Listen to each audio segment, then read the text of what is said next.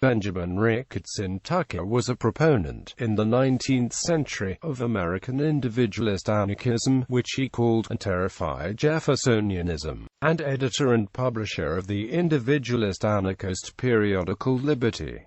Early life and influences. Tucker was born on April 17, 1854, in South Dartmouth, Massachusetts. In 1872, while a student at the Massachusetts Institute of Technology, Tucker attended a convention of the New England Labor Reform League in Boston, chaired by William B. Greene, author of Mutual Banking. At the convention, Tucker purchased Mutual Banking, Josiah Warren's True Civilization, and a set of Free Love anarchist Ezra Hayward's pamphlets. Afterwards, Hayward introduced Tucker to Greene and Warren.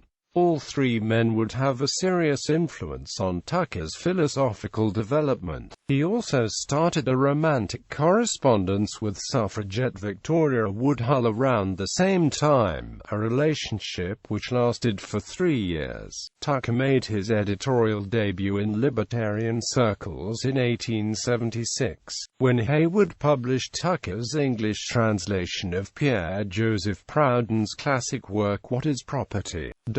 In 1877, Tucker published his first original journal, Radical Review, which ran for only 4 issues. From August 1881 to April 1908, he published the periodical Liberty, widely considered to be the finest individualist anarchist periodical ever issued in the English language. In 1892, he moved the Liberty from Boston to New York. Anarchism. Tucker said that he became an anarchist at the age of 18.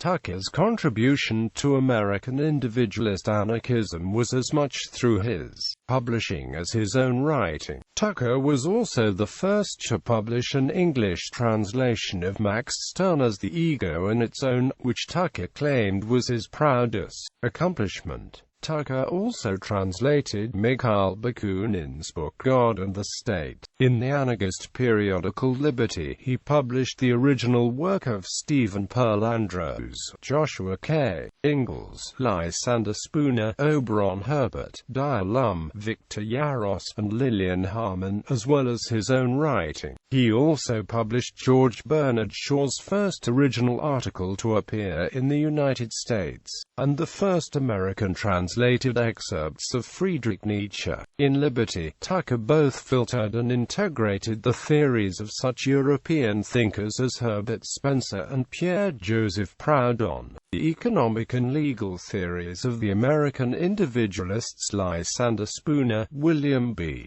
Greene and Josiah Warren, and the writings of the free thought and free love movements in opposition to religiously based legislation and prohibitions on non-invasive behavior. Through these influences, Tucker produced a rigorous system of philosophical or individualist anarchism that he called anarchistic socialism, arguing that most perfect socialism is possible only on the condition of the most perfect individualism. According to Frank Brooks, an historian of American individualist anarchism, it is easy to misunderstand Tucker's claim to socialism. Before Marxists established a hegemony over definitions of socialism, the term socialism was a broad concept. Tucker, as well as most of the writers and readers of Liberty, understood socialism to refer to one or more of various theories aimed at solving the labor problem through radical changes in the capitalist economy. Descriptions of the problem, explanations of its causes, and proposed solutions varied among socialist philosophies. Tucker said socialism was the claim that labor should be put in possession of its own, holding that what state socialism and anarchistic socialism had in common was the labor theory of value. However, instead of asserting, as did socialist anarchists, that common ownership was the key to eroding differences of economic power, and appealing to social solidarity, Tucker's individualist anarchism advocated distribution of property in an undistorted natural market, as a mediator of egoistic impulses and a source of social stability. Tucker said the fact that one class of men are dependent for their living upon the sale of the labor, while another class of men are relieved of the necessity of labor by being legally privileged to sell something that is not labor. Under such a state of things I am as much opposed as anyone. But the minute you remove privilege, every man will be a laborer exchanging with fellow laborers. What anarchistic socialism aims to abolish is usury. It wants to deprive capital of its reward. Tucker first favored a natural rights philosophy, in which an individual had a right to earn the fruits of his labor. Then he abandoned it in favor of egoism, in which he believed that only the right of might exists until overridden by contract. He objected to all forms of communism, believing that even a stateless communist society must encroach upon the liberty of individuals. He denounced Marx as the representative of the principle of authority which we lived to combat. He thought Proudhon the superior theorist and the real champion of freedom. Marx would nationalize the productive and distributive forces. Proudhon would individualize and associate them. Tucker connected his economic views in the following form with those of Pierre-Joseph Proudhon, Josiah Warren and Karl Marx in the following form. The economic principles of modern socialism are a logical deduction from the principle laid down by Adam Smith in the early chapters of his Wealth of Nations, namely, that labor is the true measure of price. Half a century or more after Smith enunciated the principle above stated, socialism picked it up where he had dropped it, and in following it to its logical conclusions, made it the basis of a new economic philosophy. This seems to have been done independently by three different men, of three different nationalities, in three different languages: Josiah Warren, an American; Pierre J. Proudhon, a Frenchman; Karl Marx, a German Jew. That the work of this interesting trio should have been done so nearly simultaneously would seem to indicate that socialism was in the air, and that the time was ripe and the conditions favorable for the appearance of this new school of thought. So far as priority of time is concerned, the credit seems to belong to Warren, the American, a fact which should be noted by the stump orators who are so fond of declaiming against socialism as an imported article. Benjamin Tucker, Individual Liberty. Liberty was a 19th-century anarchist periodical published in the United States by Benjamin Tucker, from August 1881 to April 1908. The periodical was instrumental in developing and formalizing the individualist anarchist philosophy through publishing essays and serving as a format for debate. Contributors included Benjamin Tucker, Lysander Spooner, Oberon Herbert, Dyer Lum, Joshua K. Ingalls, John Henry Mackay, Victor Yaros, Wordsworth, Donis Thorpe, James L. Walker, J. William Lloyd, Florence Finch Kelly, Voltaire de Cleyre, Stephen T. Byington, John Beverly Robinson, Joe Labadie, Lillian Harman, and Henry Appleton. Included in its masthead is a quote from Pierre Proudhon saying that liberty is not the daughter but the mother of order.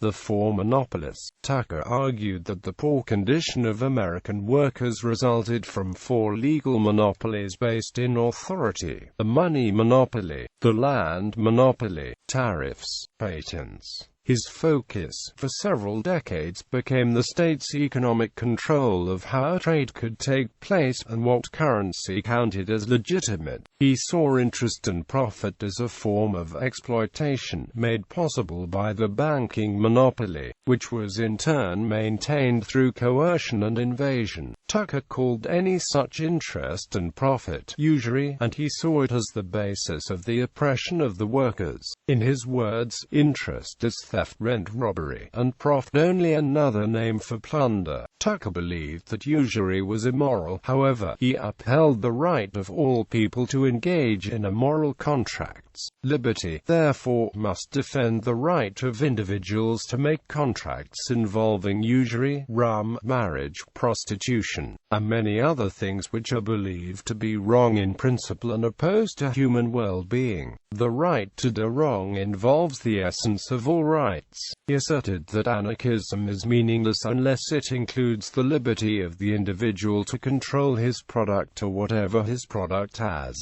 brought him through exchange in a free market, that is, private property. Land monopoly. He acknowledged that anything is a product upon which human labor has been expended, but would not recognize full property rights to labored upon land. It should be noted, however, that in the case of land, or of any other material the supply of which is so limited that all cannot hold it in unlimited quantities, anarchism undertakes to protect no titles except such as are based upon actual occupancy and use. Tucker opposed granting title to land that was not in use. He argued that an individual should use land continually, in order to retain exclusive right to it. He believed that if this practice were not followed, there was a land monopoly, money and banking monopoly. Tucker also opposed state protection of the banking monopoly, the requirement that one must obtain a charter to engage in the business of banking. He hoped to raise wages by deregulating the banking industry, reasoning that competition in banking would drive down interest rates and stimulate enterprise.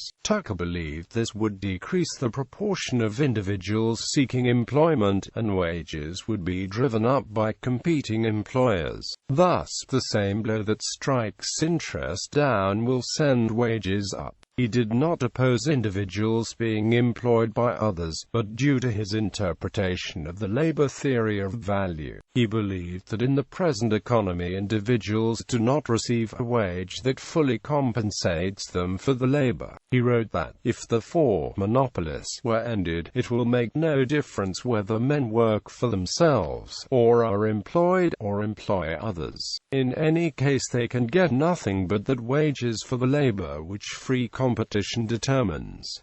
Tariffs and patents. Tucker opposed protectionism, believing that tariffs caused high prices. By preventing national producers from having to compete with foreign competitors, he believed that free trade would help keep prices low and therefore would assist laborers in receiving their natural wage. Tucker did not believe in intellectual property rights in the form of patents, on the grounds that patents and copyrights protect something which cannot rightfully be held as property. He wrote that the basis for property is the fact that it is impossible in the nature of things for concrete objects to be used in different places at the same time. Property in concrete things is socially necessary, since successful society rests on individual initiative, to protect the individual creator in the use of his concrete creations by forbidding others to use them without his consent. Because ideas are not concrete things,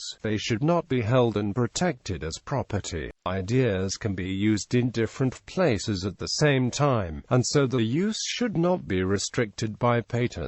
This was a source of conflict with the philosophy of fellow individualist Lysander Spooner, who saw ideas as the product of intellectual labor and therefore private property. Jefferson Tucker. According to Victor Yaros, he opposed savagely any and all reform movements that had paternalistic aims, and looked to the state for aid and fulfillment. For the same reason, consistent, unrelenting opposition to compulsion, he combated populism, greenbackism, the single tax movement, and all forms of socialism and communism. He denounced and exposed Johann Most, the editor of Freiheit, the anarchist communist organ. The end, he declared, could never justify the means, if the means were intrinsically immoral, and force by whomsoever used was immoral except as a means of preventing or punishing aggression.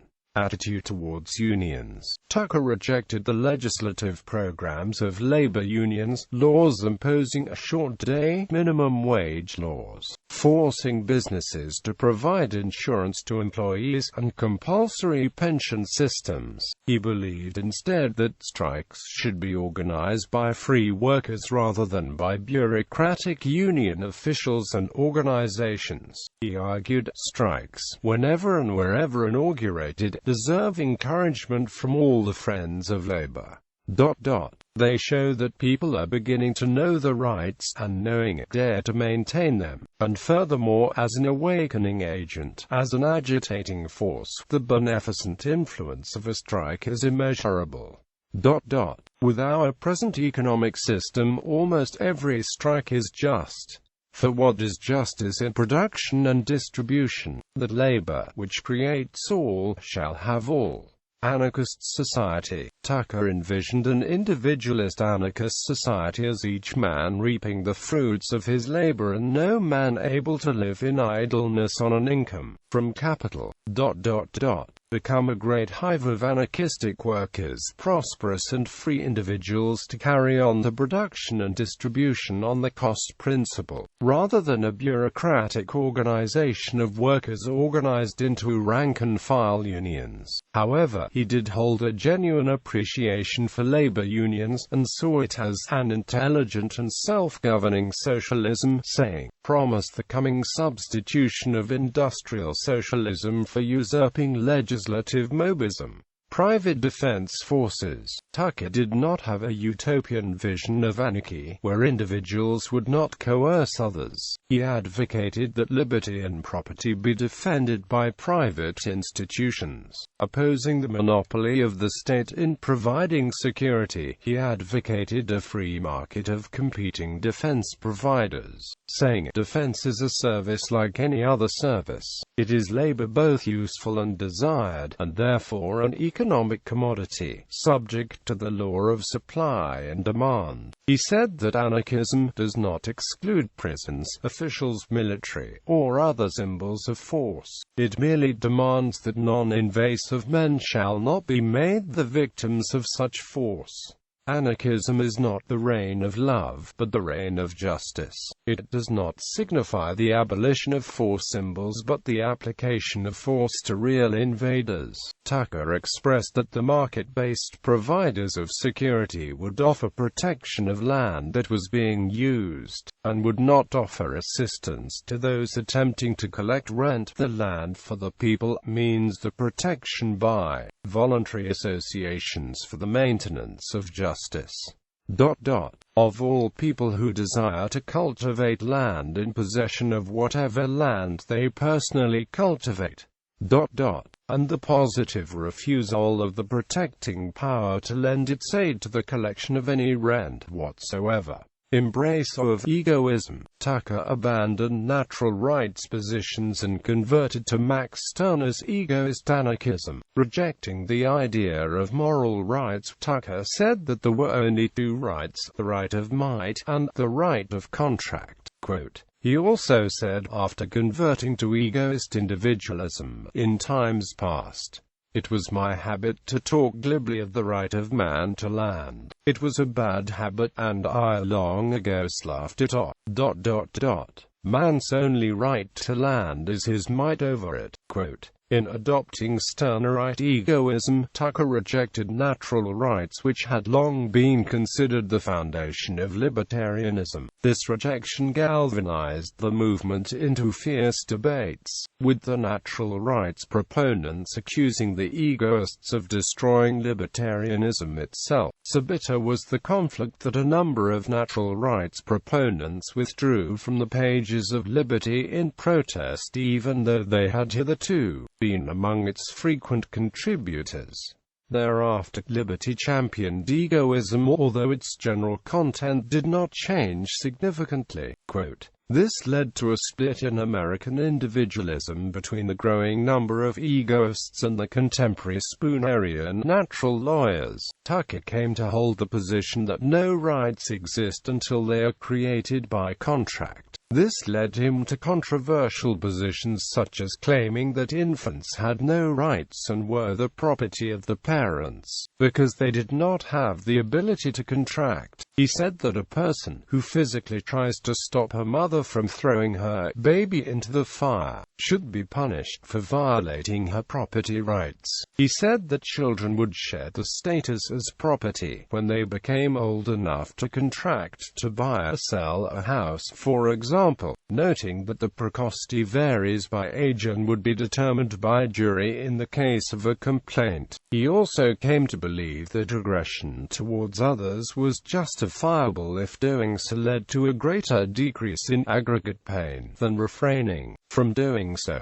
He said, "The ultimate end of human endeavor is the minimum of pain. We aim to decrease invasion only because, as a rule, invasion increases the total of pain. But it is precisely my contention that this rule, despite the immense importance which I place upon it, is not absolute, that, on the contrary, there are exceptional cases where invasion, that is, coercion of the non-invasive, lessens the aggregate pain. Therefore coercion of the non-invasive, when justifiable at all, is to be justified on the ground that it secures, not a minimum of invasion, but a minimum of pain. Only axiomatic that the ultimate end is the minimum of pain." Tucker now said that there were only two rights, the right of might, and the right of contract. Quote, he also said, after converting to egoist individualism, that ownership in land is legitimately transferred through force unless contracted otherwise.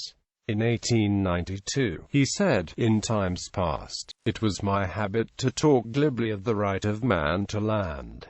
It was a bad habit, and I long ago sloughed it off. Man's only right to land is his might over it. If his neighbor is mightier than he and takes the land from him, then the land is his neighbor's, until the latter is dispossessed by one mightier still." However, he said he believed that individuals would come to the realization that equal liberty and occupancy and use doctrines were, generally, trustworthy guiding principle of action, and, as a result, they would likely find it in their interests to contract with each other to refrain from infringing upon equal liberty and from protecting land that was not in use, though he believed that non-invasion, and occupancy and use as the title to land, were general rules that people would find in their own interests to create through contract. He said that these rules must be sometimes trodden underfoot.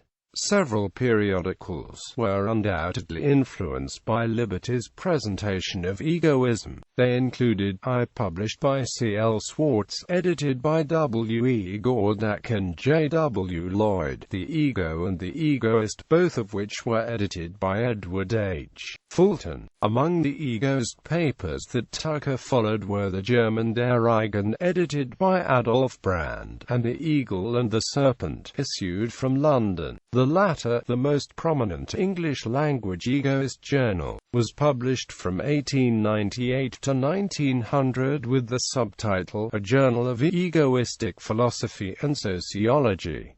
Later life. In 1906, he opened Tucker's unique bookshop in New York City, promoting egoism in philosophy, anarchism in politics, iconoclasm in art. In 1908, a fire destroyed Tucker's uninsured printing equipment and his 30-year stock of books and pamphlets. Tucker's lover, Pearl Johnson, 25 years his junior, was pregnant with their daughter, Oriole Tucker. 6 weeks after Oriole's birth, Tucker closed both Liberty and the bookshop and retired with his family to France. In 1913, he came out of retirement for 2 years to contribute articles and letters to the New Free Woman, which he called the most important publication in existence. Later Tucker became much more pessimistic about the prospects for anarchism. In 1926, Vanguard Press published a selection of his writings entitled Individual Liberty, in which Tucker added a postscript to State Socialism and Anarchism, which stated 40 years ago, when the foregoing essay was written, the denial of competition had not yet affected the enormous concentration of wealth that now so gravely threatens social order. It was not yet too late to stem the current of accumulation by a reversal of the policy of monopoly.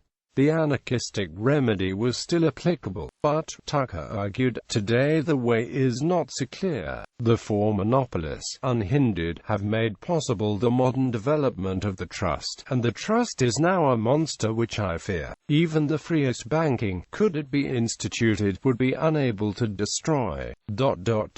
If this be true, then monopoly, which can be controlled permanently only for economic forces, has passed for the moment beyond the reach, and must be grappled with for a time solely by forces political or revolutionary, until measures of forcible confiscation, through the state or in defiance of it, shall have abolished the concentrations that monopoly has created. The economic solution proposed by anarchism and outlined in the foregoing pages, and there is no other solution, will remain a thing to be taught to the rising generation, that conditions may be favorable to its application after the great leavening. But education is a slow process, and may not come too quickly. Anarchists who endeavor to hasten it by joining in the propaganda of state socialism, a revolution, make a sad mistake indeed. They help to so force the march of events that the people will not have time to find out, by the study of their experience, that the troubles have been due to the rejection of competition. By 1930, Tucker had concluded that centralization and advancing technology had doomed both anarchy and civilization. The matter of my famous postscript now sinks into insignificance. The insurmountable obstacle to the realization of anarchy is no longer the power of the trusts, but the indisputable fact that our civilization is in its death throes. We may last a couple of centuries yet, on the other hand, a decade may precipitate our finish. The Dark Ages, sure enough.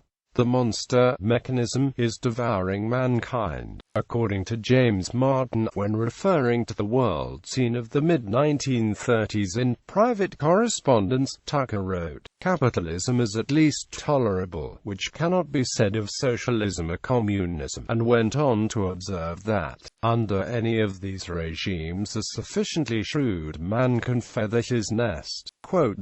Susan Love Brown claims that this unpublished private letter, which does not distinguish between the anarchist socialism Tucker advocated and the state socialism he criticized, served in providing the shift further illuminated in the 1970s by anarcho-capitalists. Tucker died in Monaco in 1939, in the company of his family. His daughter, Oriel, reported, "Father's attitude towards communism never changed one whit, nor about religion." In his last months he called in the French housekeeper. "I want her," he said, "to be a witness that on my deathbed I'm not recanting. I do not believe in God, in popular culture." In the alternate history novel The Probability Broach by L. Neil Smith, as part of the North American Confederacy series, in which the United States becomes a libertarian state after a successful Whiskey Rebellion and the overthrowing and execution of George Washington by a firing squad for treason in 1794, Benjamin Tucker served as the 17th President of the North American Confederacy from 1892 to 1912.